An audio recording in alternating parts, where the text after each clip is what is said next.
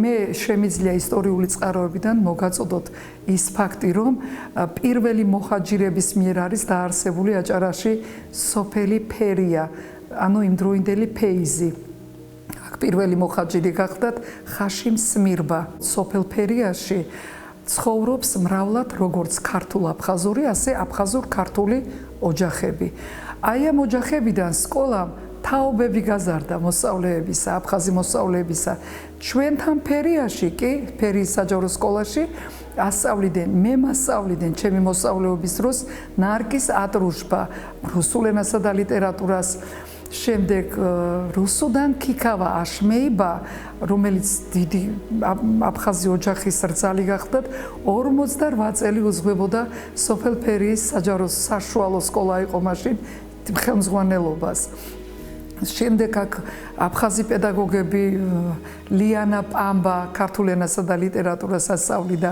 ეხლა კიდე ასწავლის იზოლდა აშმეიბა, რუსუდან აიოზბა ქართულ ენასა და ლიტერატურას ასწავლიდა. რამდენადაც ცნობილი არის იუნესკოს კვლევით აფხაზური ენა გაქრობის პირას არის.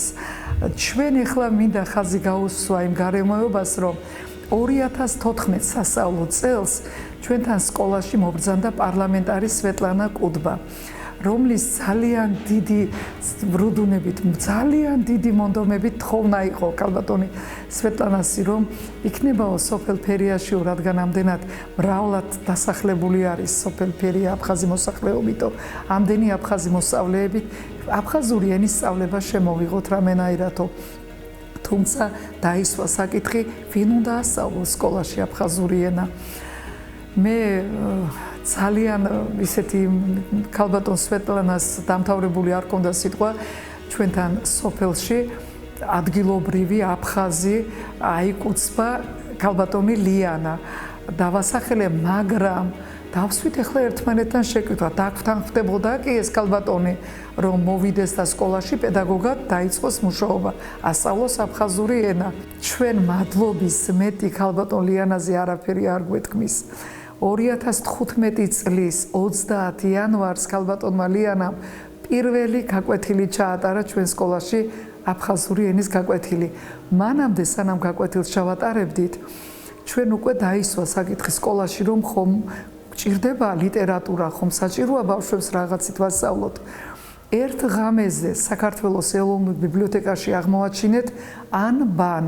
ეს იყო ერთადერთი სახელმძღვანელო აფხაზური ენის შემსწავლელი სახელმძღვანელო ანბან. ერთ ღამეზე სტამბას დავაბეჭდვინეთ და მეორე დღეს 50 ცალი ეს წიგნი ჩამოგვივიდა თბილისიდან. და მაშინ აი ამ აფხაზური ენის გახსნასთან დაკავშირებით საკმაოდ დიდი ზეიმი ჰქონდა სკოლაში. ძალიან კარგი ვითარება გვაქვს სახელმძღვანელოებთან დაკავშირებით.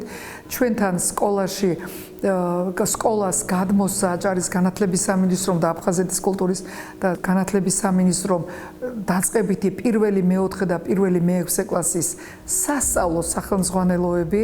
სკოლა საკმაოდ მდიდარია, ბიბლიოთეკა, სკოლის ბიბლიოთეკა აფხაზეთზე და აფხაზურ ენაზე მხატვრული და ისეთი საინტერესო ლიტერატურით.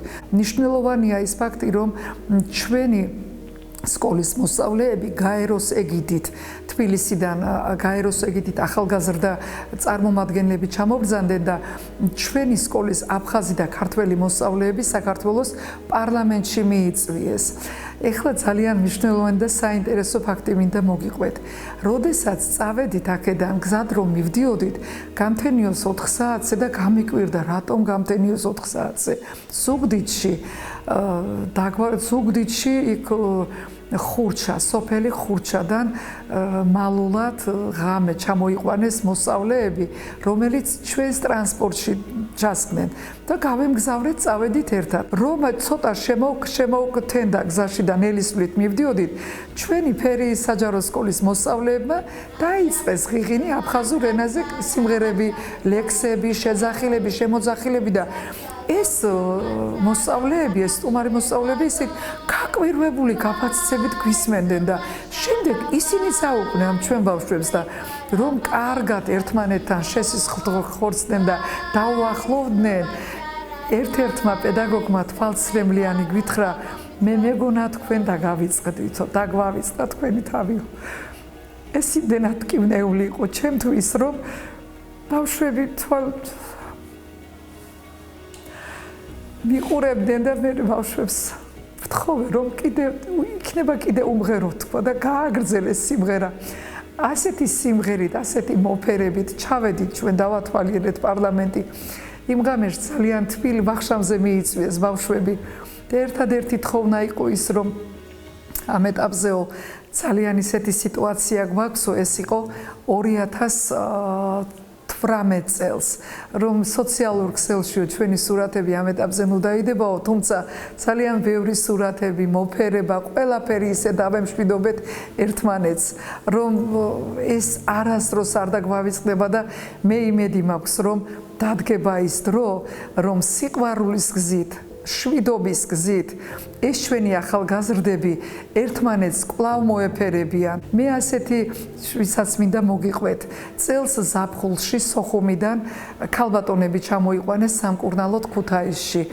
ეს ქალბატონებს შორის გახდათ პედაგოგები, დიასახლისები, სკოლის მოსწავლეები და სტუდენტები. იქ ოფისში მოითხოვეს და ესეთი ისა გააჟღერეს, რომ ჩვენთან გვაქვს ინფორმაცია, რომ აჭარაშიო თურმე ერთ-ერთ სკოლაშიო აფხაზური ენა ისწავლებაო. ნუ ახლა გადმორეკეს, გაარკვიეს, ნამდვილად არის თუ არა და დამირეკეს, რომ ესეთი ძვირფასი სტუმრები არიან სამკურნალოდ ჩამოყვანილი სოხუმიდან და თქვენი სკოლის დათვალიერება თუ შეიძლებაო და როგორ ვეტყოდი უარს მე ასე დროს, როცა სკოლა გუგუნებს სამხრივ. შემოვიდნენ სკოლის ფოიეში, ახალი სკოლის ფოიეში და მე ვიფიქრე, რატომ ესეთი თვალებით მიყურებენ? რატომ ცოტა არ იყოს ავნერვიულდი, რამე ხომ არ დაუშვა და ჯერ მისმენდნენ, მე გავაცანის სკოლა, გავაცანის სოფელი, მოუყევი სოფლის ისტორია. ყველაფერი მოუყევ და ნელა გაიხსნენ. მათ შორის სკოლის მოსწავლეებს და მე შევთავაზე, რომ მოდით მთლიან სკოლას დაგათვალიერებინებით, მოგიყვებით ჩვენს ისტორიას, სკოლის დაარსების ისტორიას, რატომ ისწავლება აფხაზური ენა, რომ სკოლაში და სოფელში მრავლად აფხაზურ ქართულ ოჯახებია და ქართულ აფხაზური ოჯახები, მრავალი მოსწავლეები და ესე მოუყევი და ნელა გაიხსნენ და უკვე დაიწყეს კონტაქტში. დარწმუნდნენ, რომ ის ინფორმაცია, რაც ჰქონდათ, ესე იგი სინამდვილეა.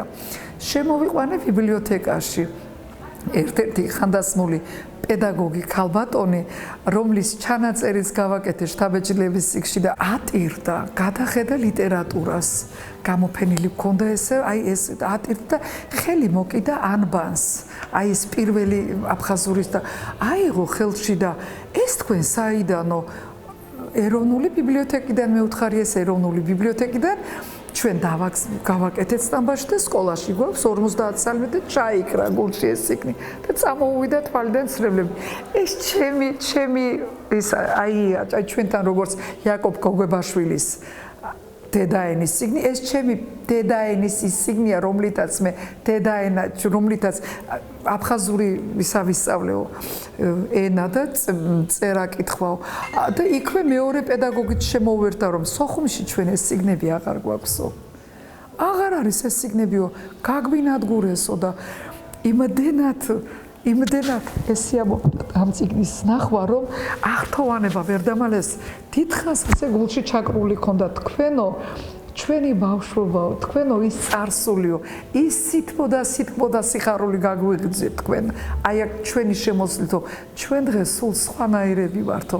მე არ დავმალავ ამაყი ვიყავი. შემდეგ დაათვალიერეს სკოლა და ერთმანეთს აფხაზურად რაღაცა გადაულაპარაკეს და თარჯიმანი ვინც ახლდა შევიკითხე, რაიმე ხომ არ შეგვეშალა, რაიმე არაო, მოკრძალებით მოიკითხეს ამ სკოლაში სწავლება ფასიანი არისო და ძვირია ამ სკოლაში სწავლება, რამდენია გადასახადი და არა მეუთხარი, ეს არის სახელმწიფო სკოლა და ეს ერთი სკოლა არ არის საქართველოში ესეთი კეთილმოწყობილი, ჩვენ უმრავლესობა ესეთი კეთილმოწყობილი სკოლები გვაქვს და საჯარო სახელმწიფო სკოლებში ჩვენთან სწავლა უფასოა მეთქი.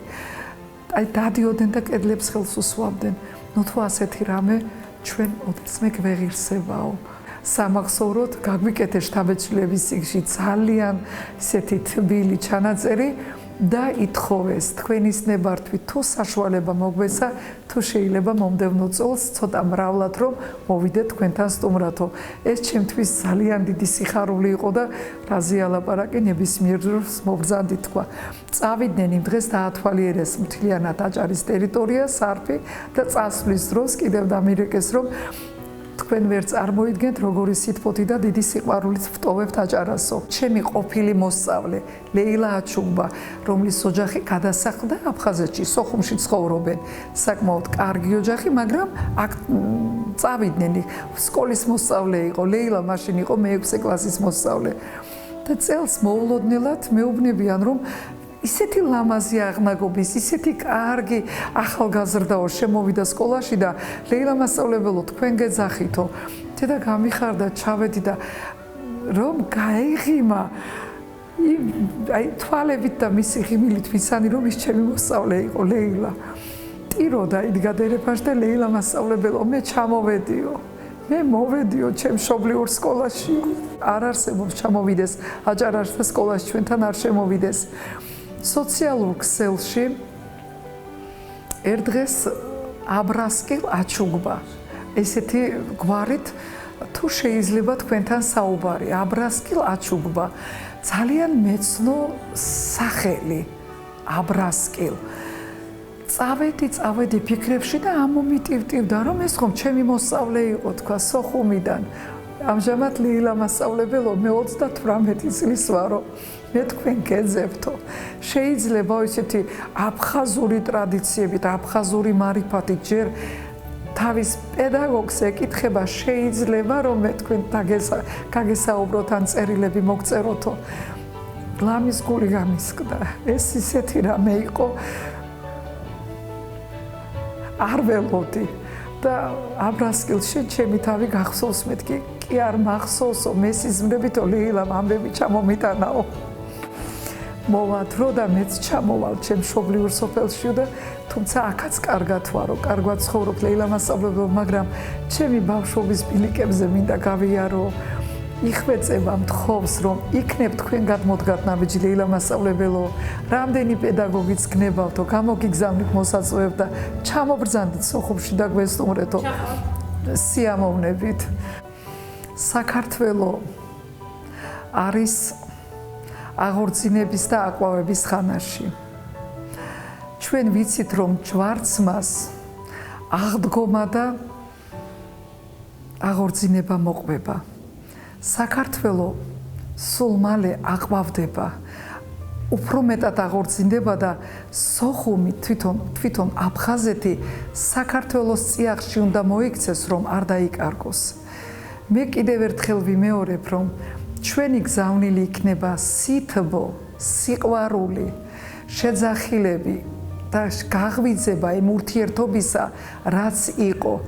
აი ის ურთიერთობა, როცა ჩვენ ერთმანეთისგან არ ვარჩევდით, არც აფხაზ მოსახლეობას, არც ქართველ მოსახლეობას, ის სითბო და სიყვარული, რომ აი ამ სითბოთის სიყვარულით, დიდი ნაბიჯებით ჩვენი გზავნილი იქნება და მე მინდა კიდევ ერთხელ გავიმეორო, რომ ჩვენ სამართლიან საქმეს ვემსახურებით აფხაზ ხალხს დიდ სიყვარულს და დიდ მოფერებას ვუგზავნით და ჩვენ გვჯერა რომ სანთელ საქმეველი თავის გზას არ დაკარგავს და მე იმისიც მჯერა რომ დადგება დრო ქართველი და აფხაზი ხალხი ერთად ძეგლს ააგებენ ომში დაღუპულთა საპატივცემლოდ ეს ძეგლი ერთად იქნება აგებული